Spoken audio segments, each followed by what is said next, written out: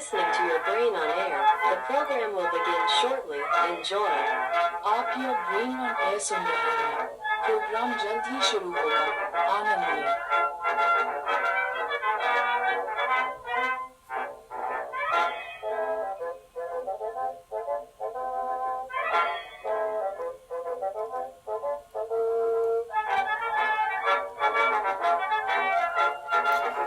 Good afternoon, everyone. Welcome to Your Brain on Air. I am your host, Ollie Vogt Larson, and ladies and gentlemen, we've officially run one off the reservation. I feel like one of the riders out west again. Yes, ladies and gentlemen, we've got him. We've run one off the reservation. Can you believe it? We're gonna jump into it. It's our first story. I'm not gonna waste any time. It's official. He's done, ladies and gentlemen. He's out. He's officially announced it today. Welcome back to the Monday broadcast. We're going to jump into our first story because we have no time to waste. It's Tim Walz, ladies and gentlemen. The Minnesota governor, he's currently throwing out a major one that if you've been paying attention, honestly, it seems like it's been a long time coming. Tim Walz has officially dropped out of the 2026 gubernatorial election, ending his bid for a third term for Minnesota governor. No, really? I mean, how even? Let's watch this news clip. Why not? Tim Walz has announced he is dropping out of the race for governor and will not seek re-election. So the governor released a lengthy statement which focused a great deal on the fraud prices in the state. He began by saying, quote, "For the last several years, an organized group of criminals have sought to take advantage of our state's generosity. And even as we make progress in the fight against the fraudsters, we now see an organized group of political actors seeking to take advantage of the crisis." That's me. The governor me. went on to say that he wouldn't mince words and said Donald Trump and his allies in both Washington and in St. Paul and online want to make our state a colder, meaner place. That's right. Saying that they want to poison our people against each other. That's the issue, is that these people, they don't have enough love in their heart for Governor Tim Walz, ladies and gentlemen. If you're mad at him about the fraud, you don't have enough love in your heart. And take away much of what makes Minnesota the best place in America to raise a family. He said that they've begun by taking our tax dollars that were meant to help families afford childcare. Governor Walz said that after reflecting over the holidays, he had come to the conclusion that he can't give a political campaign his all. The governor said, quote, "Every minute I spend defending my own political interests would be a minute I can't spend defending the people of Minnesota against the criminals who prey on our generosity and our cynics who prey on our differences. So I've decided to step out of the race and let others worry about the election while I focus on the work," end quote. The governor went on to say he is confident that a DFLer will hold the governor's seat come November. And he said that he is also confident he will find his own ways to contribute to the state he loves even after leaving office next January. Now, the governor's office has announced a press conference that's scheduled for 11 o'clock this morning. Look for that live here on WCCO and on CBS News Minnesota. Yeah, he went ahead and he just went all out. He had all of the DFL people, he had all the major Democrats in the state line up behind him for his mass flogging. It was a sight to behold. He launched this back in September of 2025. He was aiming to become the first Minnesota governor in modern history to win 3 consecutive terms. Folks, there was a lot of challenges, though, to this, like, in particular, the fraud in social service programs. I don't know if anybody else even remembers that. It's just feels like it was so long ago, right? It feels like that stuff, it's so long ago, might as well just forget it, right? He emphasized focusing on governance. He's like, I can't be busy defending my own political interests. Wait, why do you have to defend yourself if you're doing such a great job?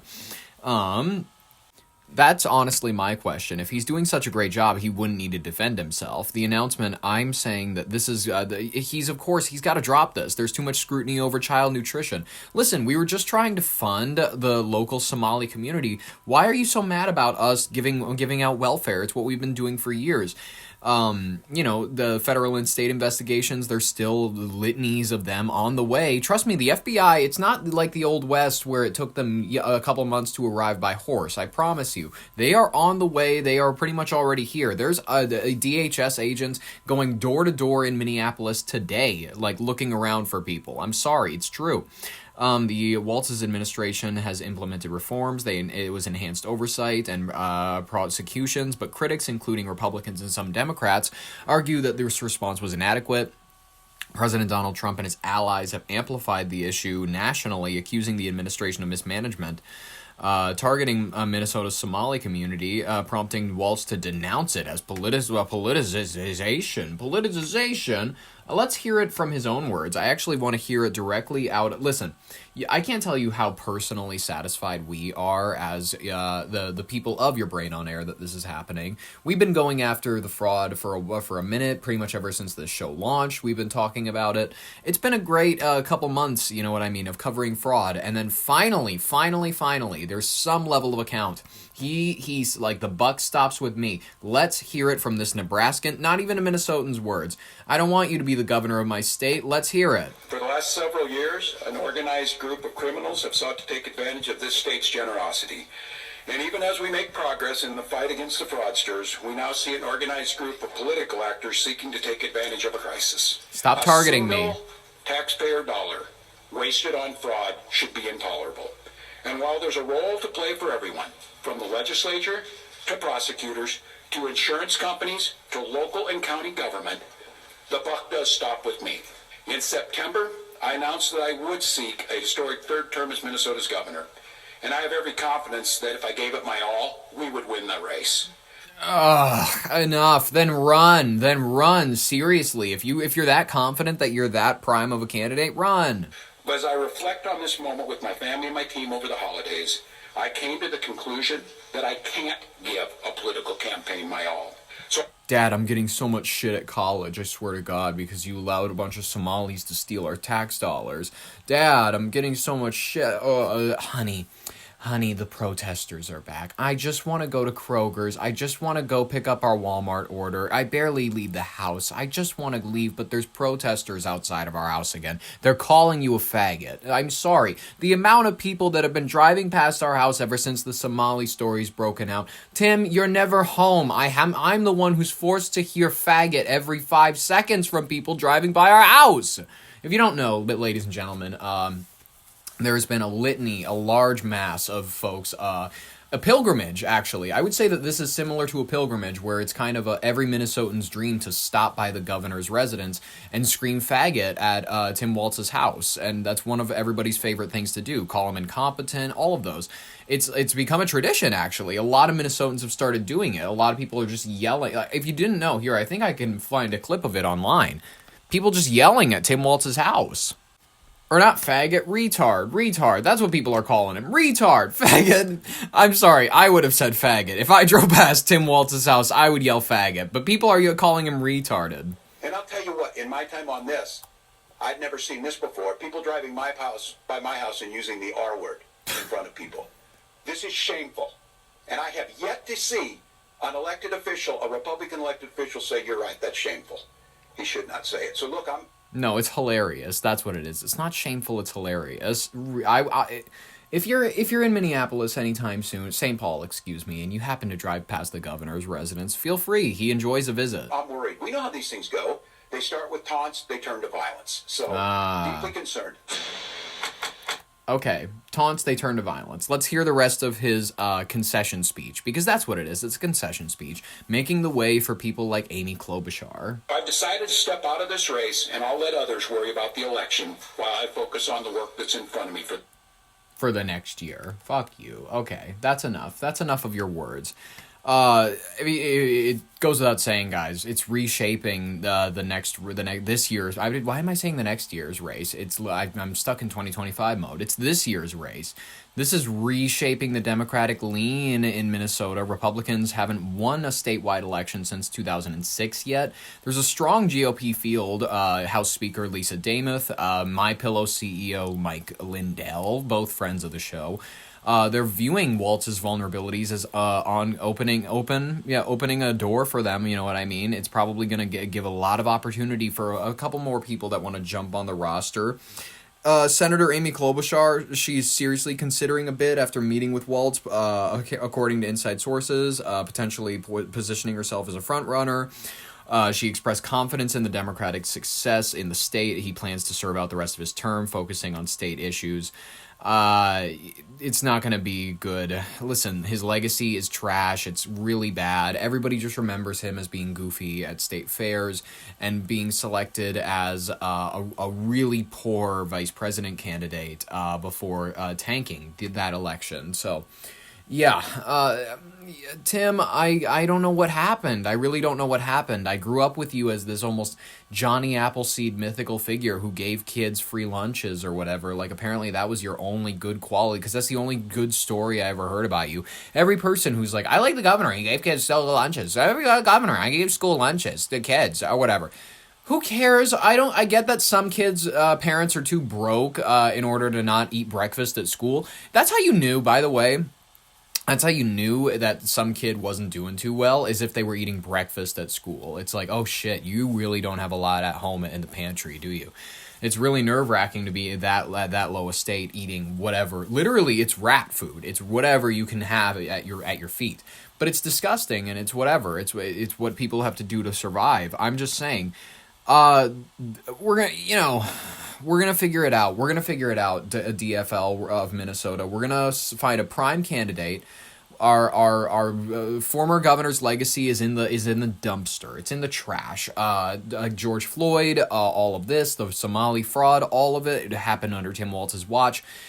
You know, it sucks that the myth is busted. It sucks that the mythical figure that was Tim Walz, this up-and-coming, maybe president candidate that everybody was talking up back in 2022, but, you know, back when he was selected as vice president, there was a lot of hype around him, but now it's really sad. It's like watching a water bison die really slowly on the shoreline, and it's uncomfortable, and it's like, for you, it's kind of like, should I put it out of its misery? And I don't know what, it's like, it sucks for you because you're like, I just want a new governor at this point. If you're just going to grovel in the mud and the dirt, I want someone who's going to, like, not, you know, be licking their wounds. This sucks. This is exactly what makes me hate a lot of the people that we have on our roster as the Democratic parties. It's a lot of whiners. It's not a lot of problem solvers.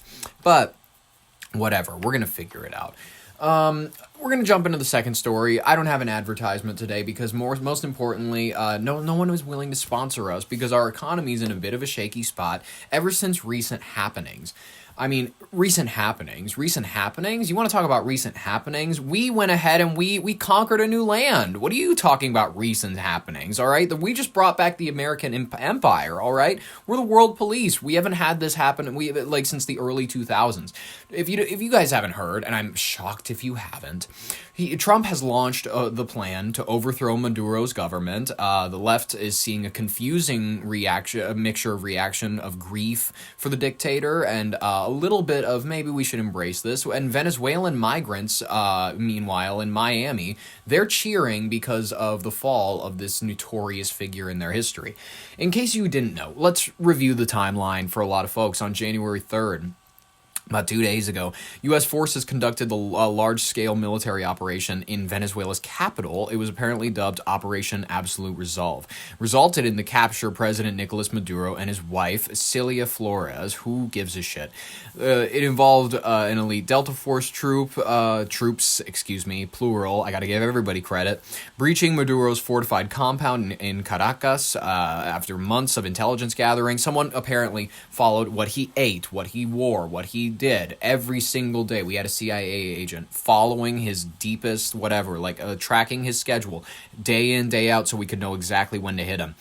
It was fascinating. And there was also apparently rehearsals using a replica of his residence. Very Osama bin Laden, except we didn't kill him this time. We just went ahead and, we got him. We didn't get him, but we got him. We kidnapped him. We captured him. People are going to say kidnapping. Unfortunately, Dean Withers already put out a shit take where he said, the United States invaded a sovereign, dictated, a democratically elected country and overthrew its leader. It's like, all right, enough. Talk to a Venezuelan before you throw out a take, buddy. Explosions were reported across the capital and military sites like Fuerte Tijuana. Tijuana is as air defenses were disabled and strikes supported the extraction. Maduro and Flores were flown out by helicopter to a U.S. warship, and then they were transported to New York, where they faced federal judges charges including narco-terrorism, conspiracy, cocaine importation, possession of machine guns, and related offenses stemming from the 2020 indictment. Wow. I mean, I heard that they were on a boat. I woke up to the news, actually. It was a Saturday morning, I remember, because I woke up and I looked at my phone and I went ahead and I saw Maduro and his wife. They were on a boat and they're on their way to New York. And I go, okay. So he is like guest hosting SNL or something. That's immediately what came to my mind. Is they're gonna go, ladies and gentlemen, Nicolas Maduro, and then he's gonna walk through the door at the top, and then you're gonna hear the saxophone, and then he's gonna walk down. He's gonna be in shackles and chains, and then he's gonna do the waving to the audience, give some peace signs, and then they're gonna do the riff as the drums do the. He's gonna, wave, and then everybody's gonna cheer, and then he's gonna give a speech, I'm guessing, about how we reward your successful conquest of our country with all of our oil, and then everybody cheers. It was a really, listen, oil, you know what I mean? Gas might get cheap, oil might get cheap. That could be a nice little thing that stems from this. President Donald Trump, he announced the success. He went on a phone call on Fox and Friends. We'll listen to that a little bit later, stating that the U.S. had carried out a strike and to hold Maduro accountable for his alleged narco-trafficking. Let's listen to a breakdown from Sky News about how the U.S. captured him. Let's hear it. The operation to topple Nicolás Maduro, the dictator of Venezuela, began in the early hours after days of waiting for the right weather. The US issued aviation warnings for a huge amount of airspace across the whole of the country and far out to sea. Then the airstrikes began. Witnessed in Caracas, the capital, but at the port of La Guaira and the regions of Miranda and Aragua as well. Explosions in Caracas lit up the night sky, but the silhouettes of helicopters believed to be American can also be seen crossing the picture. This footage shows the size of the explosion at the port of La Guaira. And further east at the airport of La Higuerote, yet more spectacular pyrotechnics. America's most senior military commander described the complexity of the military operation overnight. In total, more than 150 aircraft, bombers, fighters, intelligence, reconnaissance, surveillance, rotary wing were in the air last night. Thousands and thousands of hours of experience were airborne. The force included F-22s, F-35s, F-18s, EA-18s, E-2s, B-1 bombers, and other support aircraft, as well as numerous remotely piloted drones. Wow. Maduro was captured. Look at that photo of him. That photo of him holding a water bottle, looking rather confused with eye things over his head. I mean, this is really like over his eyes, you know what I mean? They got a headband in order to cover him. Make sure that he really doesn't know where he's going. So they went ahead and they took him to New York. It was fun. Presidential palace, a complex that Donald Trump said was like a fortress. He says all of Venezuela's military capacity is now being destroyed. This daylight footage shows what's left of an army base outside Caracas. And the US president hinted at some kind of US presence in the country for the foreseeable future. We can't take a chance that somebody else takes over Venezuela that doesn't have the good of the Venezuelan people in mind. We're going to stay until such sure, that's what that was about. Essentially, until such we're going to run it. Proper transition can take place. Okay. Maduro is being held now on the US aircraft carrier, the USS Iwo Jima, and will stand trial in New York along with his wife. Donald Trump is, it seems, all in, having captured Venezuela's leader. He's committing his administration to Venezuela's future and what sounds like almost an American occupation of the country. He says he wants to make Venezuela great again. Exactly how that will play out, though, is far from clear. We're going to make Venezuela great again by freeing its people, and much like freeing its people in Megamind, freedom, you've saved us, not really saved. More like under new management. I love that term. It's perfect. Here, I think that I found a clip of him on Fox and Friends. Eyewitnesses show fiery explosions at several military bases around 2 a.m. today. Now, it's unclear if there were any injuries or deaths, but the country says those are still being assessed. Firebombs. Let's see it. Why did you make the decision to take out Maduro this morning? And what was Maduro doing when our guys came in on him? So we were going to do this 4 days ago, but the weather was not perfect. The weather had to be perfect, and we had just the perfect weather. We had, very good. A little bit few more clouds than we thought, but it was good. We waited 4 days. We were going to do this 3 days ago, 2 days ago. 2 days ago. All of a sudden, it opened up, and we said go. And I'll tell you, it was just amazing. And what was he doing? He was in a very highly guarded, like a fortress, actually. He was in a fortress. Like a fortress. Nobody killed was amazing. I think we had nobody killed, I have to say, because a couple of guys were hit, but they came back, and they're supposed to be in pretty good shape. But that we had nobody killed, that we lost no aircraft. Everything came back. We got it all back. One of them was thank God. pretty hard, but a helicopter, but we got it back. But it just was the right time to do it. We had to do it because it's a war. We're losing 1,000 people a year. We don't lose that much in a war. Okay, if you look. And we had to do it. All right, the president will discuss this. All right, if you're not going to let him talk, I'm not going to let you talk. Yeah, he temporarily said that we're going to run it. He said until safe and proper judicious transition occurs, emphasizing the country's vast oil reserves are for American companies and warning of potential further strikes if officials do not cooperate. He ruled out the immediate involvement of opposition leader Maria Corina Machado, calling her lacking in support, while signaling openness to dialogue with acting leader Vice President Delcy Rodriguez, who has softened defiance and been sworn in as the interim president. Well, that's actually not entirely true now. We have breaking news literally an hour ago.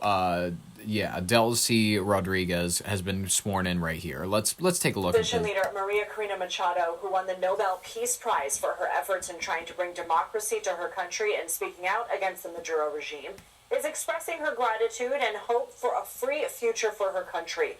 In a statement today, she says in part, quote, "The brave people of Venezuela took to the streets in 30 countries and 130 cities around the world to celebrate a huge step that marks the inevitability and imminence of the transition in Venezuela. The freedom of Venezuela is near, and soon we will celebrate on our land. We will shout, pray, and embrace as a family because our children will return home." CBS News correspondent Lilia Luciano is in Cucuta, Colombia, near the Venezuelan border. Lilia, what is the state of government in Venezuela now with Delcy Rodriguez having been sworn in? And also, what should we know about Machado as well as her ally, who many say, widely considered, will have won the country's disputed 2024 election? Well, look, most governments around the world recognize that it was Edmundo González Urrutia who won the election. A lot of work, a lot of negotiation went into holding that election. Venezuela, the regime, had promised the United States that it would carry out a legitimate, a legal election and that it would recognize the results. What Venezuela got in return, very high-profile political prisoners, sanctions relief. And then, when the time came for the election, and we were the only network crew on the ground from the United States, and we saw it with our own eyes, and we I bet you feel great about that. Claims, and we saw the observers flee, the regime held on to power, decided to say that despite a 40-point margin by the opposition candidate, who was Edmundo González Urrutia, not Maria Corina, because the regime illegally banned her from running. They banned her from running, so there's never a chance that she'll be in power, but that's okay. The operation involving over 150 aircraft and no U.S. fatalities, it marked the most direct U.S. intervention in Latin America since the 1989 Panama invasion, justified by the administration on counter-narcotics grounds. I mean, my family, when they lived in Panama, at least my grandma, she is old enough to remember the revolution. She's old enough to remember the dictator and shit like that. She'll tell you, listen, it's not as though times were great. It's not as though times were great when the dictator was in power. Noriega wasn't good for the country by any means. Sure, he was a member of their native population, but when America stepped in, let's say this, Panama and America have the most fascinating ties when it comes to they wouldn't exist as an independent state. They would be a state of Colombia without United States influence. The only reason that we got involved and instilled the need for a coup in those people was because we wanted to build a canal there eventually. They were pretty easy to manipulate. That's just facts. That's just history. It's how it is. Reactions, they're sharply divided. Many Venezuelans, actual Venezuelans, they are going ahead and they're cheering on the rooftops. Fascinatingly enough, they are celebrating in cities like Miami, Madrid, New York, viewing Maduro's removal as liberation from authoritarian rule and economic collapse. The United States Republican allies, like Argentina's Javier Milei. I'm retarded. El Salvador's Nayib Bukele and Ecuador's Daniel Noboa praised the action as a blow to dictatorship and drug trafficking. However, left-leaning governments and figures condemned it as illegal aggression, a violation of sovereignty, apparently, because that was a fine example of a sovereign nation doing very well. Cuba reported 32 of its personnel killed and declared mourning. Russia called it unacceptable assault. Nicaragua and others demanded Maduro's release, as though they're in the position to demand anything of us. That's hilarious. The international bodies like the UN expressed alarm over potential human rights implications and regional instability. As though the region was stable before that. Haha. Yeah, I like anything, guys. I think this is a mixed bag. I think that we're going to get some good out of this, some bad. Leadership amid a tense calm in Caracas. Sure, we can say that there is for sure a government right now, but we don't know that they're going to hold on to power for any meaningful amount of time, especially with the whatever margins they're losing in their elections. There's a ton of airspace disruptions in the Caribbean right now, global debates over the president for unilateral U.S. interventions. Maduro pleaded not guilty already in his initial New York court appearance today, asserting that he remains the Venezuelan president, while Trump has threatened broader actions against drug sources in the region, including Colombia and Mexico. Let's go, we're going to kidnap the Mexican president soon next. You know what I mean? Who knows? I will say this, Lindsey Graham, one of my favorite senators, I've been tracking him ever since I got into politics back in the 2012, early 2010 region. Lady G is one of my favorites, but he has come out recently and said, hey, Cuba, anybody we have a problem with, really, fuck you, we're coming for you next. Let's actually hear it. I actually really like this kind of rhetoric. So when he first got elected in January, we met, biggest comeback ever. We talked about I didn't feel it was a comeback, actually. So, because the first one was, the bottom line is, we talked about a drug caliphate in our backyard. We had Venezuela, we have Cuba, we have Colombia in our backyard. And these three countries have been condemned ever since I've been in politics. Mm-hmm. Joe Biden put a $25 billion bounty on Maduro's head. Chris Smith, today he got inaugurated, said, I hope Trump will hold Maduro's feet to the fire. He did. He did. What has he done? He's going to clear our backyard of a drug caliphate. Oh, no. Countries run by narco-terrorist dictators who murder, rape, send drugs into our country to kill thousands of our citizens. To my Democratic friends, you should be celebrating this. When Bin Laden went down, I was the first to applaud President Obama. This was one of the most sophisticated military operations in the history of the country. What they were able to do was amazing. They knew we were coming. We had a good part of the Navy, and they were able to capture this man alive. No military in the world could have done it. And as to this commander-in-chief, he did something people talked about doing. You just wait for Cuba. Cuba is a communist dictatorship that's killed priests and nuns. They preyed on their own people. Their days are numbered. We're going to wake up one day, I hope in 26, in our backyard, we're going to have allies in these countries doing business with America, not narco-terrorist dictators killing Americans. This is a big frigging day.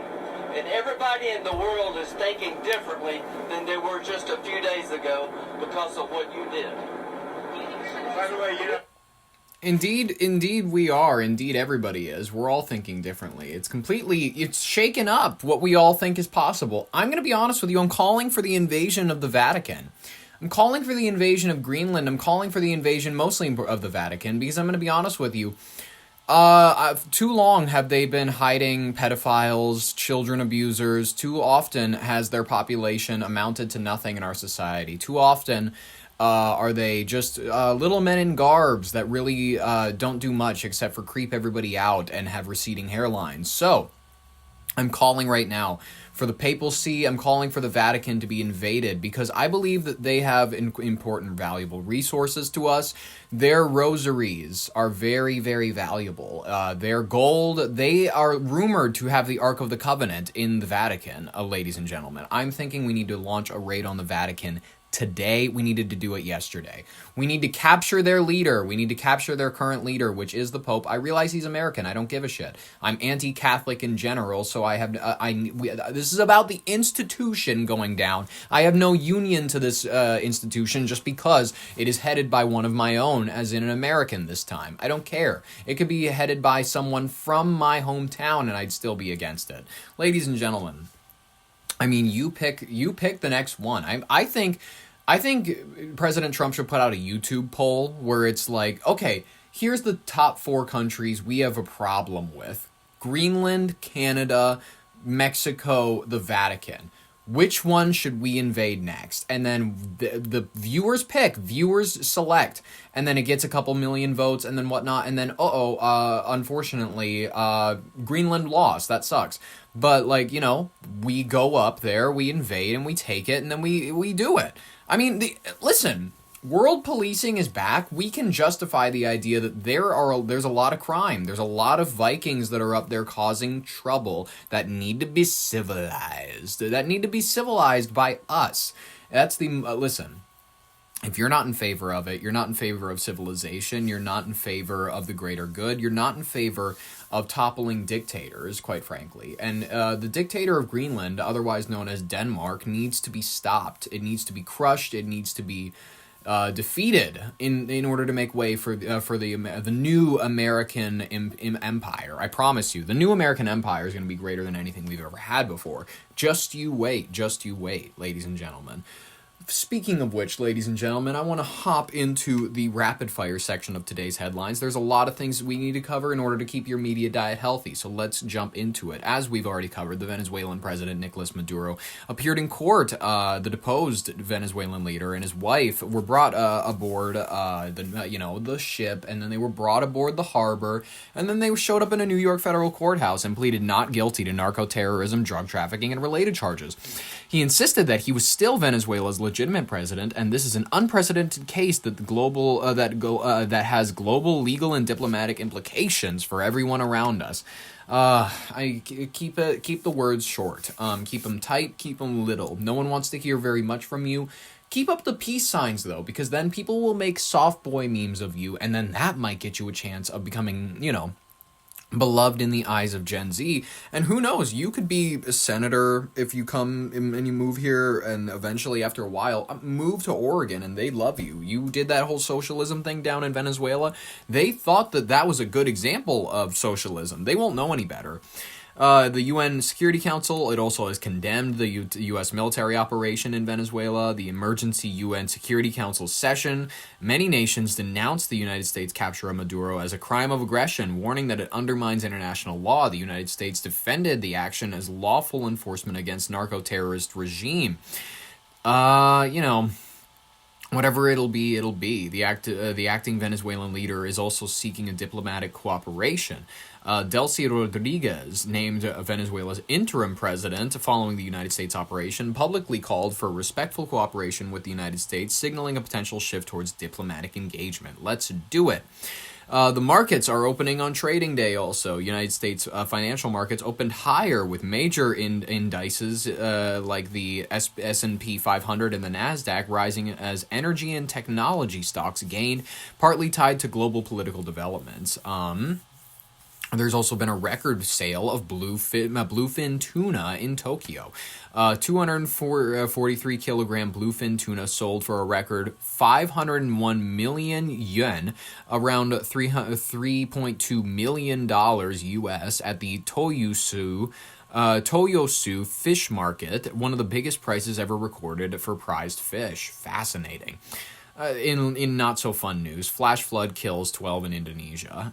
Severe flash flood in Siu Tagulandang, Bairu Islands, Regency of Indonesia, has resulted in dozens of deaths with ongoing relief efforts. Best of luck to you guys. I mean, to follow up that fun, prized fishing story, whatever, I mean, it sucks.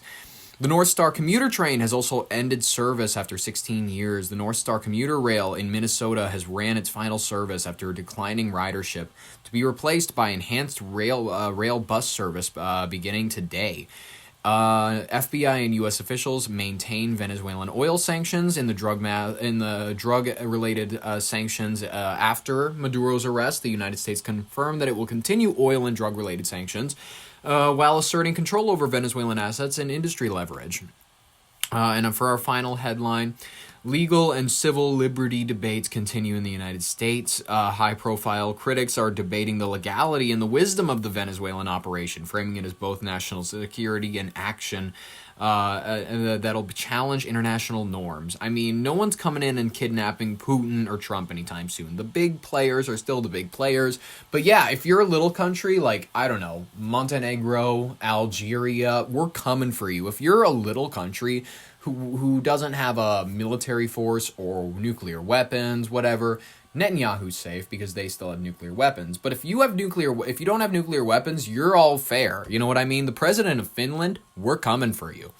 Let's jump into our third story. Why not? I don't want to waste too much of your time this Monday. You got a lot of shit to do. Cowley Her to become the mayor of St. Paul on November 4th. Cowley Vang Her, a Democratic Farmer Labor DFL state representative, won the St. Paul mayoral election in an upset victory over two-term incumbent Mayor Melvin Carter. The nonpartisan race used ranked choice voting, with Carter initially in the leading the first choice votes, about 40%, but Her surged ahead in the second round of redistributing preferences from eliminating candidates, securing a narrow win by fewer than 2,000 votes. Her entered the race. Her, I wrote this as in her last name, Her, but Her, it sounds like I'm saying her. She entered the race. I'm not going to say her last name. It's confusing. She entered the race in August 2025, campaigning on intensively door-to-door on issues like public safety, economic revitalization, affordability, and rising property taxes, improving the core city services.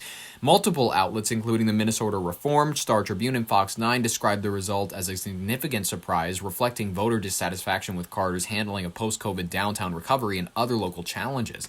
Let's look at this clip from KARE 11 News, why don't we? This is Breaking the News. I'm Janice Shortle. For the first time in 8 years, St. Paul will have a new mayor come Friday. Well, hold on. I'm going to say all this before she gets the chance to. She is the first woman mayor, first Asian American mayor, first Hmong mayor, Hmong, whatever you want to, Hmong, American mayor. She was born in Laos in 1973. She first arrived in the United States as a refugee at the age of 3, growing up in St. Paul as Hmong as her first language. Her professional background includes 15 years of finance, investments, nonprofit leadership, public safety roles such as policy director for Mayor Carter during his first term, and Minnesota House Representative for District 64A since 2019. She was sworn in as the 56th mayor on January 2nd in a ceremonial event at St. Catherine University, where she emphasized community connection and resilience.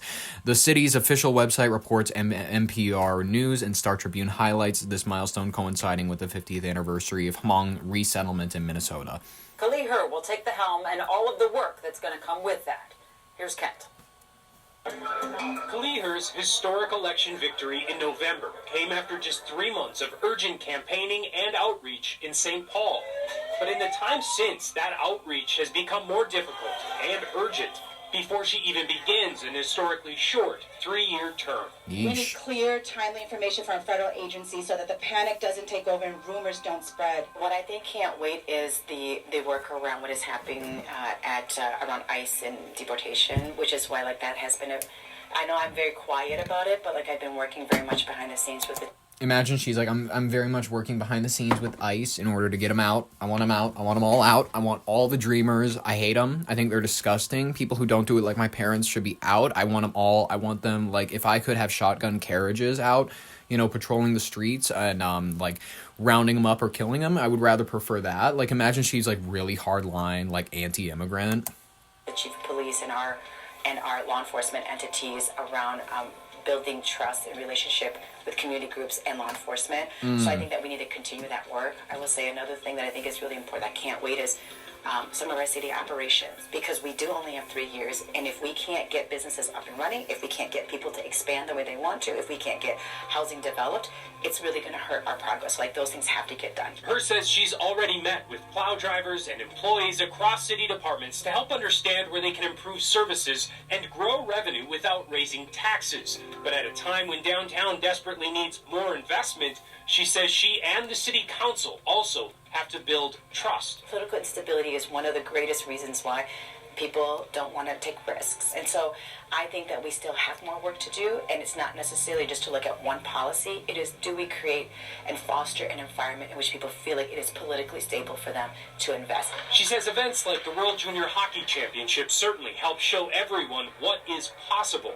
and she hopes it's just the beginning. I think we're always looking as a team for opportunities for us to say, what can come down here, and then who else can we bring here? I mean, in my greatest world of, if everything were perfect, I mean, I would love to have the Timberwolves and the Lynx down here, right? I have opportunity for areas of development. St. Paul is a dump. I actually caught some heat on TikTok. I commented this on Care 11's page. I said that St. Paul's a dump. The cities in general are kind of a nightmare. But, let alone, I know that St. Paul has its problems, but, and whatnot, but I would still prefer Minneapolis over, for the home of the Timberwolves, for the home of any major sporting league, because they have the space, they have reasonable, parking, they have lots, you know what I mean? And also, everybody just prefers Minneapolis, in all honesty. The suburbs of Minneapolis are so much more enjoyable than the suburbs of St. Paul. Don't even lie. And I caught a bunch of heat. I said that. I was like, St. Paul is an L of a city. I commented that, and I got a bunch of comments below me, essentially, railing me. Essentially going you don't even know that, did you know that not all capitals are kind of, they're know-nothing cities more often than not, because they don't often mean the most populous city. They often actually mean, and I'm like, I didn't say that it was the most populous city. Now you're the one getting all a capital needs to be the most populous city. I didn't even say that. I just said it's a shit choice for a capital city. No one really likes their time when they go there. No one actually can think of anything fun that's there. Everybody thinks of it as kind of an L of a state capital. It's not pretty. The skyline's uninteresting. The people are uninspired and boring. The mayor is evidently, you know what I mean? She's the most boring charcuterie bomb you've ever seen in your life. All I'm trying to say here is that, and from all of my experience that I've had in the city of St. Paul, it's not anything. It's nothing. It's a bit of a nothing capital. You go to Minneapolis and you're like, oh man, if this is the capital, if this isn't even the capital, I can't even imagine how great the capital is. And then you go to the capital and it's it doesn't even have a voice of its own. It doesn't even have a city voice. The city hall is uninspiring. The people are just colder and ruder somehow than Minneapolis people. They're a little more, they think that they have the more well-mannered side of we're southern Minnesota. We have a little bit more of a small city charm or whatever. And it's not true. The majority of you are just kind of, rude, or they think Caribou coffee is better than Starbucks and think that's a personality trait. They're oh, we have Caribou down here, we have Caribou down here. No one likes it. No one likes it except for you. And the only reason that you like it is because you're forced to, because it's the only thing that you have. It's the only thing that you have to make yourself warm, the only thing that you have to fill your life with a little bit of something else besides Ludfisk. You know what I mean? and like Lutheran worship services. That's all I'm trying to say, is that St. Paul, major L of a city, never gonna happen, lady. Never gonna happen. None of these, like, I hope that it's like we build the new Mall of America there. Like, what are you even saying? You're just like, the look in this woman's eyes, she's an optimist, I can tell. But optimism can turn into full-on retardation. And I'm worried that's where we're inching towards. I have to ask. Yeah. Just because I know you meet up with a lot of people already, have you had any formal talks with Alex Rodriguez and Mark Laurie or anything else like that? No. Or pitch it? On the record or off the record? Well, we're on the record right now. Okay, then. Well, what I will say is I think that I think that they're not answering my calls, and that, like, I wish that I had something to say to where they're not going to call me out as a bullshitter on day one when I'm, like, in this interview, but I have to say something that makes it sound like I actually know what I'm doing and that you didn't choose an absolute schmo. Been some great introductory conversations around just, our love for our city and sports, and that I look forward to future conversations. Oh my God.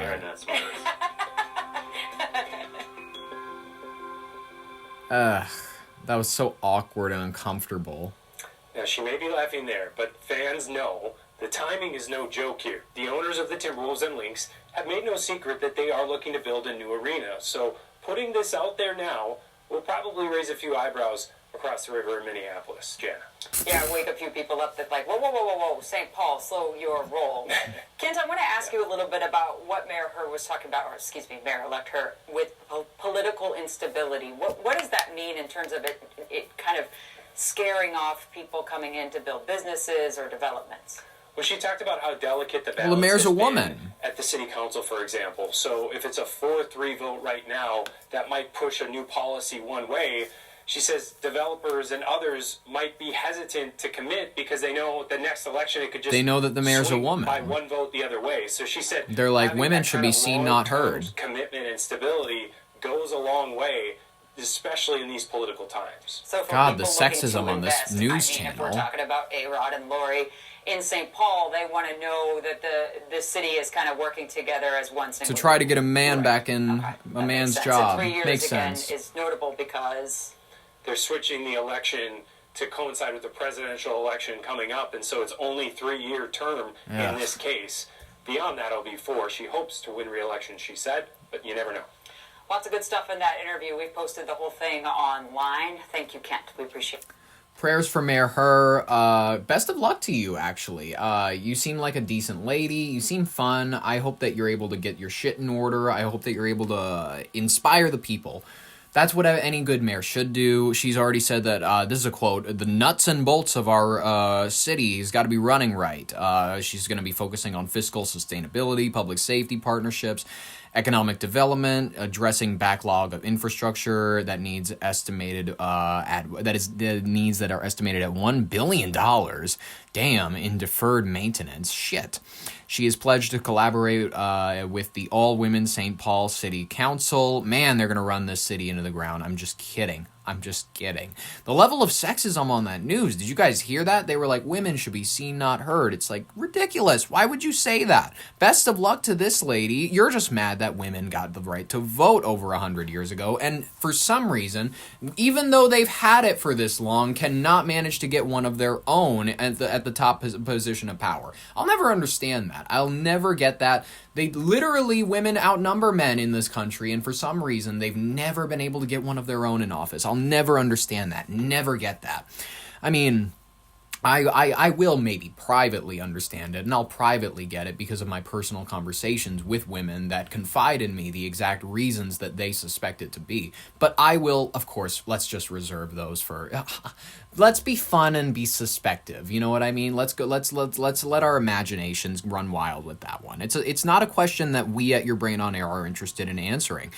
But you know what we are interested in knowing about? Her early actions. They're including the transition plan with Carter's team, obviously. He's a little sour about it.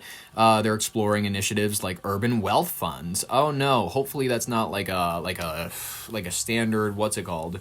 What's the thing where they give you money instead of working from home? Do that. That's what you know what? Get everybody on like a standardized income, whatever. That's what you should do. And then make no one work. And then you'll go to St. Paul and it'll be a ghost town.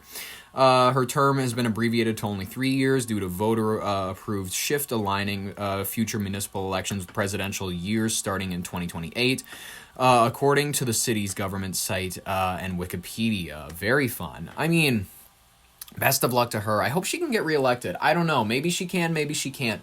She needs to prove herself in these next 3 years. And you know what we need to do as your Brain on Air? We need to prove that we are here for real journalism. Ladies and gentlemen, thank you so much. So very much for listening to today's episode. I had a fun time collecting these anecdotes, these stories, this catalog of fun little bits for you that have happened throughout the day and throughout the weekend. I understand that the Maduro thing happened on, Friday night. What can I say? I don't release an episode on Saturday, but we covered it today, and he's in our custody. We've captured him and his wife for good measure, so rest easy tonight, people who listen to the show.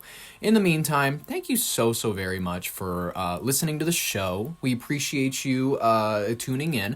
If you want more, subscribe. If you want more, like if you liked it. This has been your Brain on Air with Ollie Vogt Larson. I will catch you tomorrow for Tuesday's broadcast. In the meantime, have a great rest of your night. I will see you in the next broadcast, and bye-bye.